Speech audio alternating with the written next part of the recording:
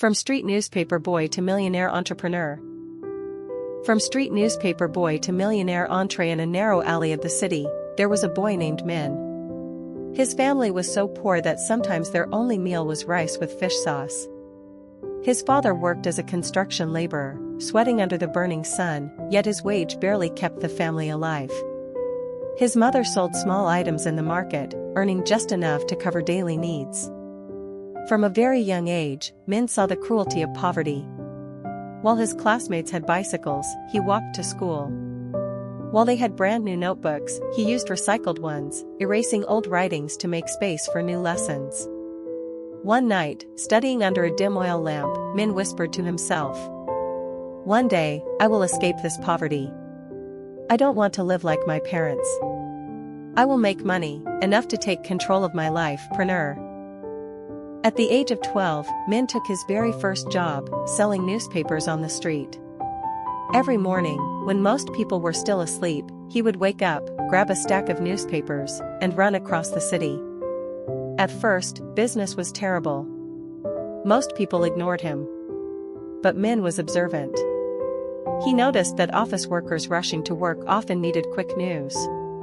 So he stood at busy intersections where traffic lights forced them to stop. It worked. Newspapers sold out much faster. That was the first time Min realized. Making money isn't just about hard work, it's about watching closely and choosing the right opportunity. By 16, Min gathered his savings and borrowed money to open a small snack stall for students. He was confident he understood his peers' needs. But within months, the stall failed. He hadn't managed costs, planned for expenses, or kept track of cash flow. He was left with debts and disappointment. One day, a friend looked at him and said, "See? Poor people should just accept being poor. Don't dream of riches." Those words cut like a knife. But instead of giving up, Min clenched his fists and thought, "It is because I am poor that I must fight harder. If I quit now, I'll stay poor forever." One afternoon, Min overheard a shop owner say, "The wealthy don't work only for money. They build systems where money works for them." That sentence struck Min like a bolt of lightning. From that moment, he devoured books on business, management, and market trends. He studied every successful entrepreneur he could find. At the age of 20, Min noticed something: young people loved takeaway coffee, but no one had built a strong, affordable brand for it. He decided to act. Renting a small corner on the street, he bought an old coffee machine and designed cups with a homemade logo. At first, people mocked him. Who would buy coffee in those cheap paper cups? But Min believed in his vision. He offered free samples, listened to feedback, adjusted recipes, and improved packaging. Slowly, customers began to return, and word spread. Sales increased every week. Soon, Min hired staff and opened another small stand near a university. As Min's brand grew, a big competitor entered the market, opening stylish cafes with heavy investments. Customers started drifting away. Min felt crushed. It seemed all his hard work would vanish. But then he thought, "I can't outspend them. But I can outsmart them."